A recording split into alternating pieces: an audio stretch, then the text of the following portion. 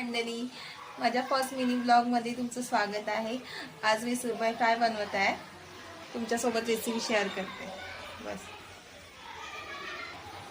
स्वच्छ पाण्याने धुवून घ्यायची, चिंचेचा कोळ टाकायचा आणि ते मिक्स आलं लसूण पेस्ट टाकायची, त्याच्यामध्ये मिक्स करायचं। आलं लसूण पेस्ट आहे, मीठ घेतलेलं आहे, 1 चमचा मसाला घेतलेला आहे, 1 चमचा धनेपूड, 1 चमचा गरम मसाला। आपण हे सगळे मसाले केले ते मिक्स करून घेणार आहोत। मसाले लावून रेडी झालेले आहे।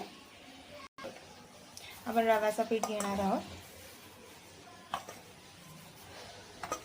थोडं तांदळाचं पीठही मिक्स करणार आहोत त्याच्यामध्ये,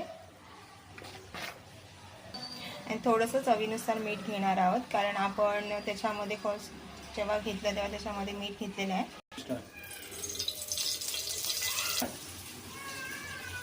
पीठ लावून घ्यायचं आहे त्याला,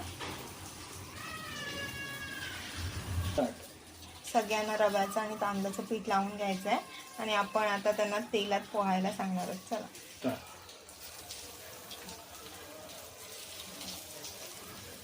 तेलात सोडलेलं आहे,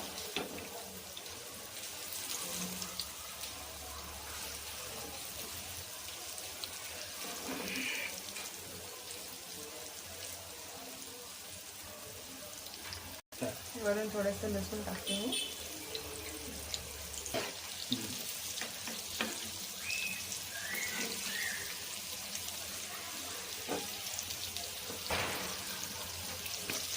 आता पलटून घ्यायचं आपण, हलकी पलटी करून, कारण दोन्ही बाजूनी शिजवायचं आहे आपल्याला।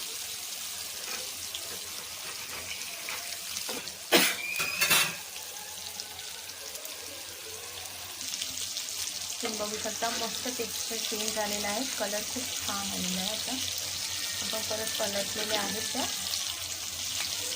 त्या मस्त शिजलेले आहेत, आणि आता आपण काढून घेणार आहोत। बघू शकता तुम्ही, खूप छानपैकी शिजलेले आहेत।